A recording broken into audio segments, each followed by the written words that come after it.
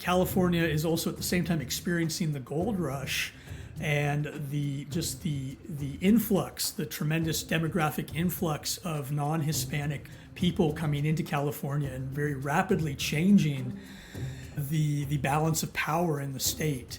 And Edward Ord is a career Army officer, and in the 1852 to 1855 period, he is on loan to the United States Coast Survey, a very important scientific federal bureau that's mapping the coast of California.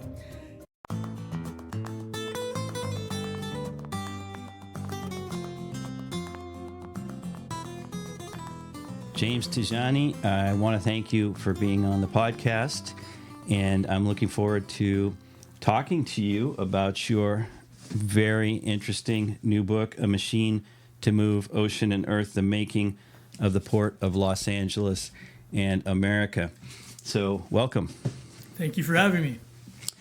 Yeah, I wonder if, before we dive into the book, which like I said, I really got a lot out of, I wonder if you could tell us a little bit about yourself, your background, and your interests. Sure. Well, I think the most relevant thing for the book is that I grew up in the port area in the city of Long Beach. And so from a very early age, I noticed this area of the coastline with ships and bridges and railroads and trucks and cranes and containers. And that caught my eye from, I don't know, at least the age of 5 as my earliest memories. And so this place, I grew up with this place almost like a member of the family whose story that I wanted to know. So it was something familiar to me, but that did not seem to have a larger story to it. And so I was always curious in where the port districts came from. And that curiosity increased as I grew older and started to spend more time in the ocean, and was just watching the ship traffic come in and out. And in the early 2000s, as global free trade expanded, especially with East Asia and China coming into the WTO, there was literally this traffic jam of container ships. I think a lot of your listeners have those images from the COVID pandemic, but it goes back a couple decades further. And so the visual, both of being a child and the visual of being a young adult, the port just made such a strong impression on me, and I just had to know its story. And so when I went to do my graduate studies, I was back east, and this was in the early 2000s. And my mentors, they had begun talking about kind of the U.S. in this new global era of post-Cold War, free trade. There was a lot of discussion about this, but I noticed that hadn't really been integrated into the narrative of United States history quite yet, especially when it came to the Pacific. There was a little bit more attention to the Atlantic world, but not the Pacific. And so I really wanted to know what were the origins of this Pacific integration that we were living through. And I eventually came to focus back on that familiar site that I knew growing up, the Port of Los Angeles, the Port of Long Beach as well, but just San Pedro Bay generally. So before we get into the story, and it's interesting that the port itself actually makes its appearance pretty late in the book. Could you give us an idea of how important the port is to people living in the U.S. in terms of maybe the volume of traffic or what its impact is on our normal daily life? Yeah, I think there's a couple different ways to describe that and measure it, but San Pedro Bay, so the Port of Long Beach and the Port of Los Angeles together, is the busiest container port in the world outside of East Asia. And so there's a number of East Asian ports that have now been built that are export shipping harbors, and they dominate in terms of volume because they're sending out to the entire world. But on the receiving end, for the United States, San Pedro Bay is the big one, and so it has about a third of the volume, one in three containers, if you want to think about it that way. But in terms of shipping volume, one third of the imports coming into the United States are moving through this area. By the Port of Los Angeles is, I should specify that the Port of Los Angeles is the single biggest container port in the United States, and I think that number is about 1/6 of the traffic. So Port of Long Beach and Port of Los Angeles are roughly equal, with the Port of Los Angeles having the edge in shipping volume. And by the Port of Los Angeles' own numbers, that's $1.3 billion in traffic as of 2022, and I would imagine that's higher now that we've recovered from the pandemic economy. And another one of their statistics is that they have a connection to 1 in 60 U.S. jobs in the U.S. economy. And so that also tells us that for your listeners who maybe even aren't in the West or are on the Pacific Coast, the Port of Los Angeles has this deep and long economic reach. And I think you can see that even when you expand the lens and think about how the Port of Los Angeles is really the first artificially created deep water harbor for the United States. And the technology that goes into developing that is going to be replicated elsewhere around the country. And so if you take the Port of Los Angeles as a historical archetype, the shipping that is reaching, say, people on the East Coast still has that connection to the techniques that were developed in the Port of Los Angeles, just the hubris that was attached to this place where we could build a harbor where nature had not endowed the coast with one. And that's true of the Panama Canal as well, that it's going to be developed in the same time period with a lot of the same technologies. And so even the official statistics of the Port of Los Angeles, I think, understate just how much impact this site has on the America that we know today. And on top of that, I think the only thing I would add is that when you think about the supply chain worldwide that the Port of Los Angeles is such an integral and archetypal part of, you're talking about billions of human beings that are being touched by a system that the Port of Los Angeles is either a part of or was a model or an exemplar for other places in the world that would duplicate its patterns. Well, even though the book is about this gargantuan port, right, it's really made up of stories of individuals.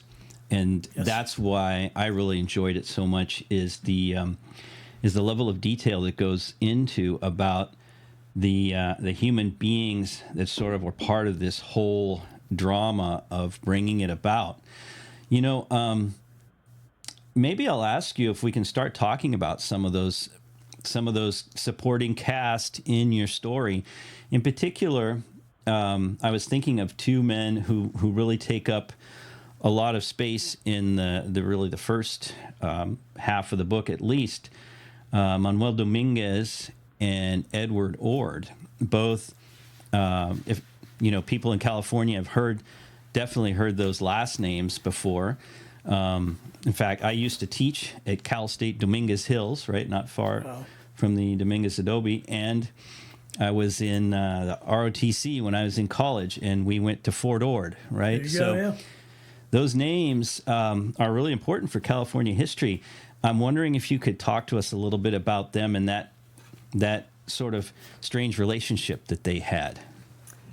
Yeah, so just to back up a little bit, I, as a PhD student, I did not imagine that I would write a book that so heavily focused on people and characters and essentially kind of biographies. The book in many ways is a chain of biographical segments that weave together.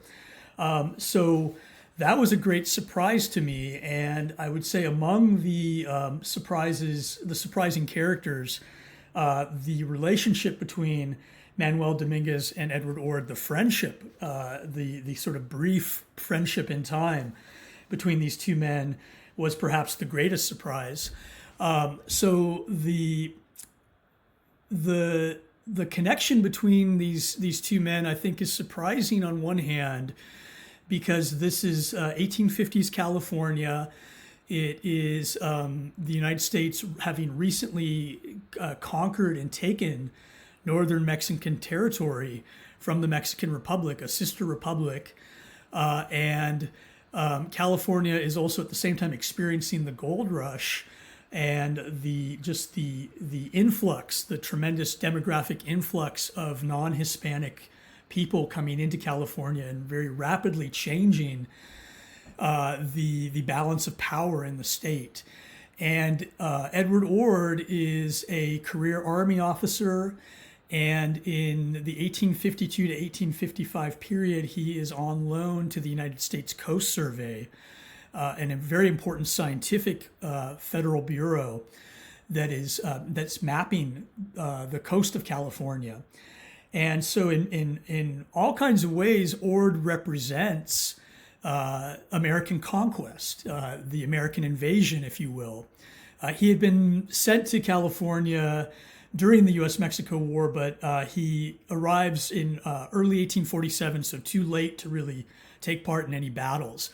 But he is an American conqueror in many ways, and yet he forms this friendship, and by all evidence and indication, it is a true friendship. There is certainly some familiarity, affection, intimacy in terms of spending time with family members with Manuel Dominguez. And so Ord is going to be stationed in the area around San Pedro Bay, and Manuel Dominguez is one of the big landowners adjacent to San Pedro Bay. So he is the heir to a Mexican, an heir to a Spanish era land grant, and he is born late in the Spanish period, and then comes of age in the Mexican era of California. And so he's a landowner, and by the standard narrative, the Mexican landowners are the ones who are going to lose out to the arriving Americans. And in many parts of the state, that certainly is true, that narrative. But Dominguez is nonetheless able to form this friendship with this U.S. Army and Coast Surveyor officer, Edward Ord. And it's a friendship that I found fascinating, because for both men, there is both the social aspect of it, of forming friends in a new place, forming bonds, but there's also the strategic aspect of it, where these two men, they need each other to understand the world that they are entering, this borderlands hybrid world of Americans and Spanish speakers. So for Ord wants to grasp the world of Mexican property, and he himself is a sort of middle class American of sort of tenuous economic position. His family has this very interesting history of trying to kind of climb the socioeconomic ladder through being part of Western conquest. And so he is looking to enter the California real estate market. And so Dominguez is very useful to him in that way, and sort of pointing him to social contacts, property leads and opportunities. And at the same time, for Dominguez, Ord represents very much the same, where Ord is a representative of this new legal system, this new political system, Americans taking power around Los Angeles. Ord is connected into the Democratic Party, which Dominguez also joins. And he's very intent on working with the local Democratic Party machine in Los Angeles. And so both men become very useful to each other, and they forge their friendship, their social bonds, I think, around similar political and economic interests.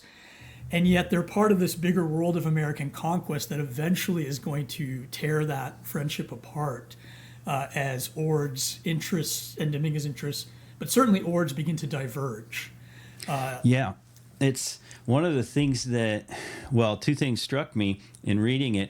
One is this fact that exactly Manuel Dominguez was able to hold on to his property, or a lot of it, when probably most of the Californians who received grants wound up, even if their patents were approved by the federal government, ultimately by the time all the legal challenges were done, they were left with nothing. But Manuel Dominguez managed to hold on through a lot of this working that relationship with Ord.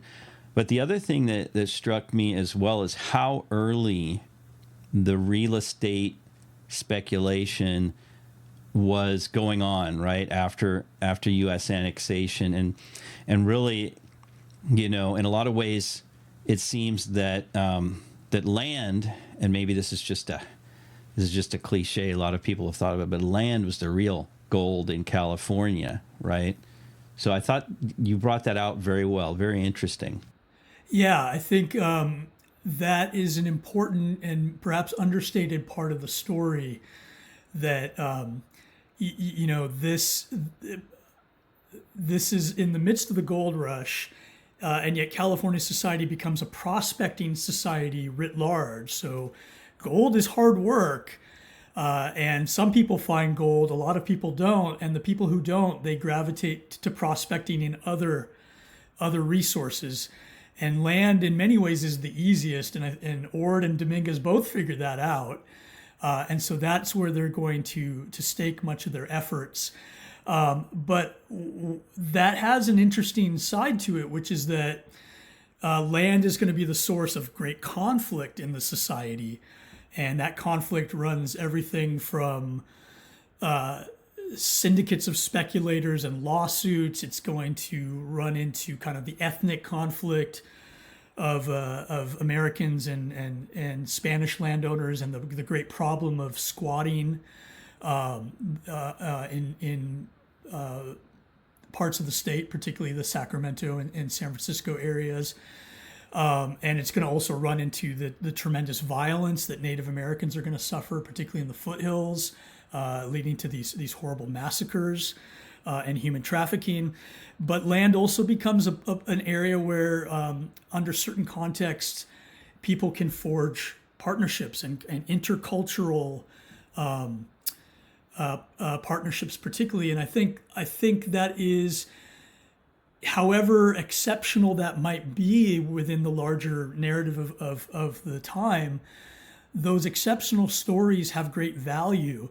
And so I think Dominguez and Ord, particularly Dominguez, his exceptionality in that story, I found very compelling, both for him as a character, as a person, because it tells us, I think, how astute some of these Mexican landholders could be. And so even the ones who lose out, they certainly didn't lack for business acumen. I think that got overstated as part of the rationale for why they were losing out. But Dominguez, as you said, is extremely exceptional because he navigates this so well for his family, and they ultimately, economically, they do well. They still are doing well, managing commercial properties in Southern California.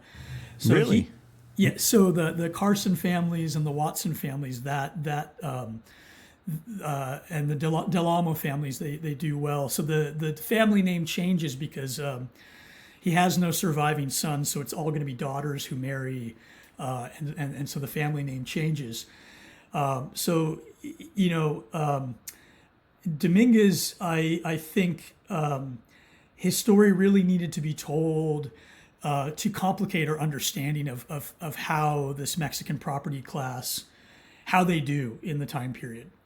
And the way this connects back to the port story is that the Ord-Dominguez friendship, that relationship, is going to ultimately provide the core property around which the Port of Los Angeles will develop, really the indispensable property even though Ord obtains that from Dominguez, not through voluntary means, through a kind of manipulation of the federal system, the federal land system. So Ord shows his cards that he kind of understands this.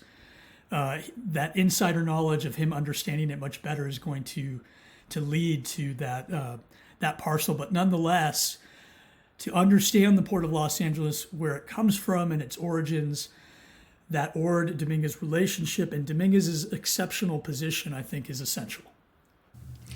I think one of the things that also comes out in this story, especially regarding somebody like Ord, is the connection between, or this revolving door between, say, the Army and politics, and this idea of patronage, having strong or powerful senators, for example, backing you. So you had somebody like John Fremont with Benton, or Jefferson Davis plays a big role in this as Secretary of Defense in this William Gwynn story.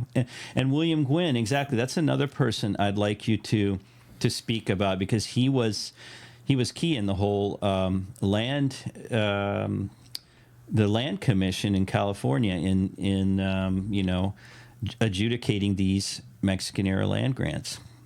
Yeah, so Senator William Gwynn he is not the first appointed. Fremont, as you mentioned, is going to be the first senator appointed by the new California legislature based on his popular reputation as a Western explorer.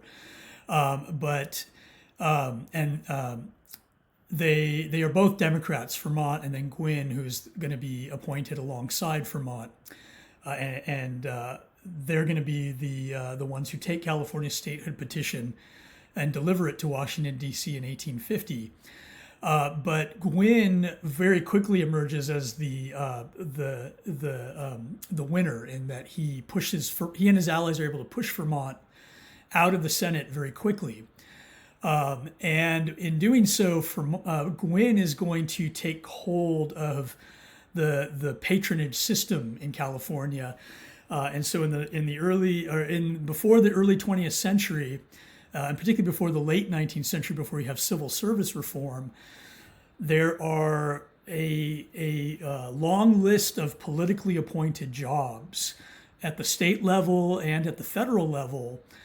And the dominant politicians, and particularly the federal senators, they were able to control the list of who got jobs, and these were very sought after jobs, because this is a time in American history where there's not a lot of salaried work, and there's not a lot of work that isn't physical or physically demanding in some sort of way.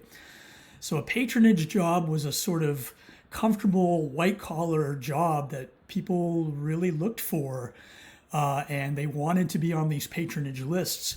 And so when William Gwynn and his allies are able to push Fremont out and take control of both state and federal patronage in the state, they develop immense political power, because this is how you curry a set of political clients, and you develop a system of political favors. And so in our day and age, we would view it very much as a kind of quid pro quo corrupt system. But it was part and parcel of politics, especially party politics in the 19th century. And the Democratic Party, because of changes happening in the two-party system in the 1850s, is able to really lock this down and dominate California. And Gwynn, he becomes the chieftain of this huge political patronage system. And so he develops really outsized power because of that. And then on top of that, you have to remember that in Washington, D.C., California is such a distant, kind of unfamiliar place that they need someone to be sort of the representative spokesman for the state and its interests.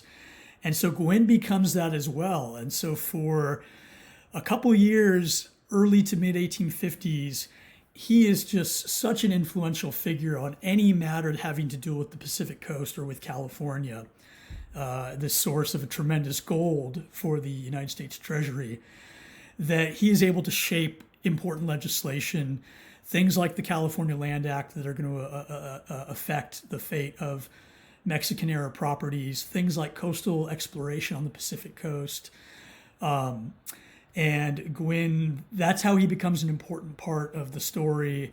And Ord and Dominguez are both going to be parts of Gwyn's patronage system in California. And so, did I get to the heart of the question there that you were looking for? Was there a part of the question I didn't get to? No, I think you did, and it leads into the whole coastal survey and all of the work that was done in order to understand, where a port might be located and how to use the Pacific and the waterways. And once again, one of the things that you brought out really well, or in a very compelling way in the book, is how is something that I think has been in the news for the last few years is this interface between science and the political world, and how we often have this idea that one really doesn't touch the other, but it definitely seems that in at this time period, the 1850s and beyond, that science in the form of the Coast Survey or the form of these explorations and cartographic expeditions was something that definitely became a political football, if you will. Yeah.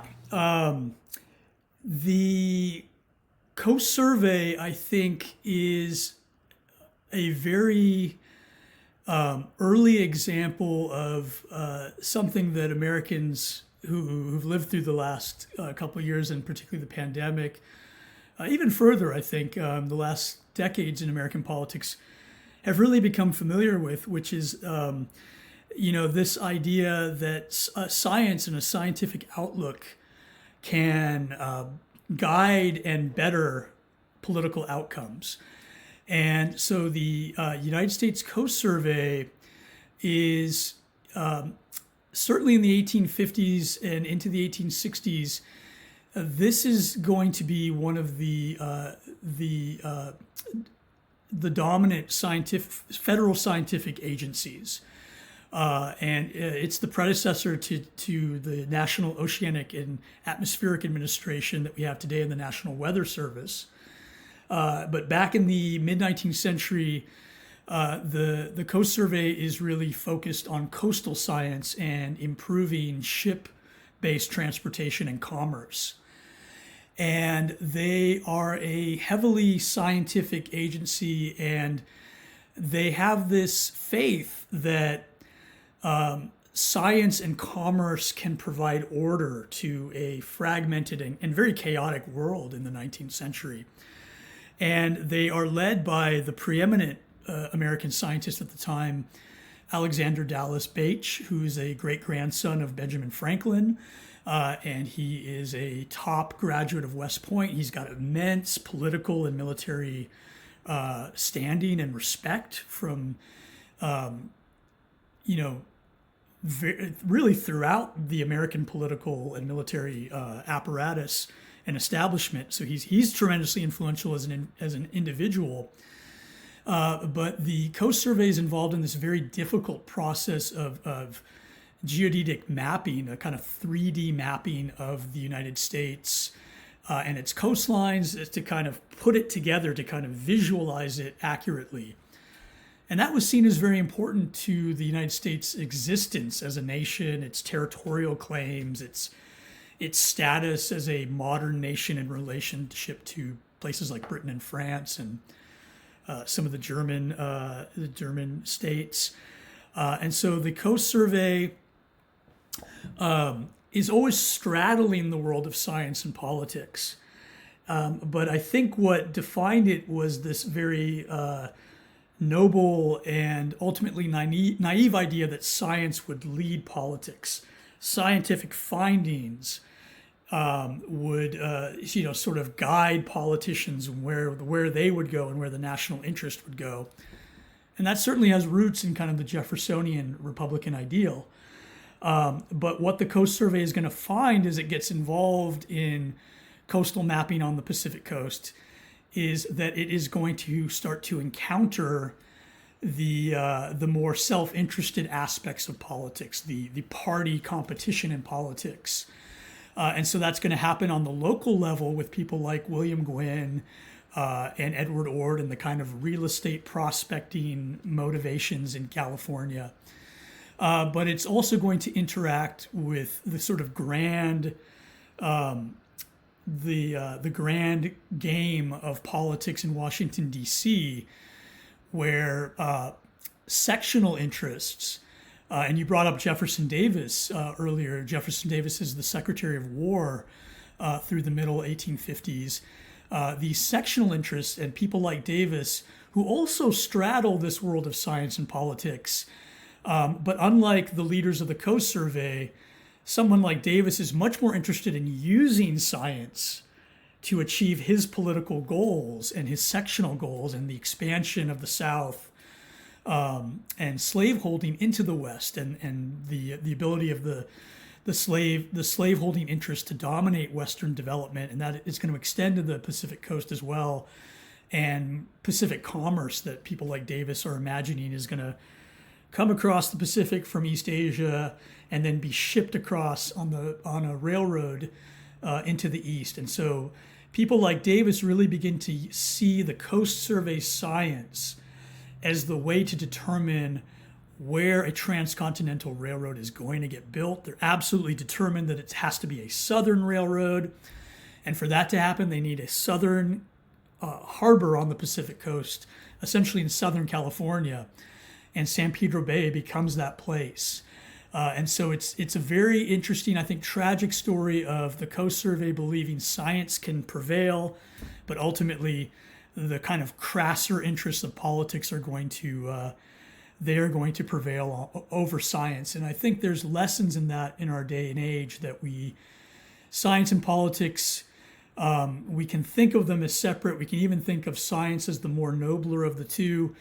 But we can never count out the fact that, politics is going to come and contort or twist scientific outcomes in ways that we should not be overly optimistic that may not happen. And I think we've seen them happen in some ways. That concludes part one of my interview with author James Tejani about his book on the construction of the Port of Los Angeles. I hope you'll tune in for part two, where we take a deeper dive into some of the things that he brings out in the book, such as the impact of the Civil War on California and U.S. imperial expansion at the end of the 19th century. Thank you.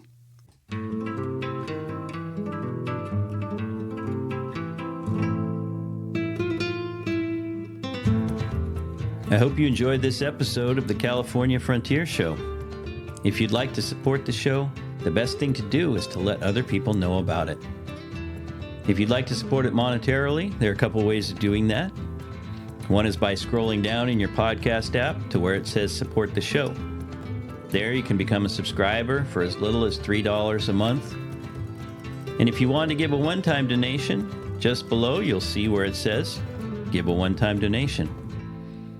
Finally, the show is supported by California History Teachers, which is a full year of lessons for 4th grade California history and social studies.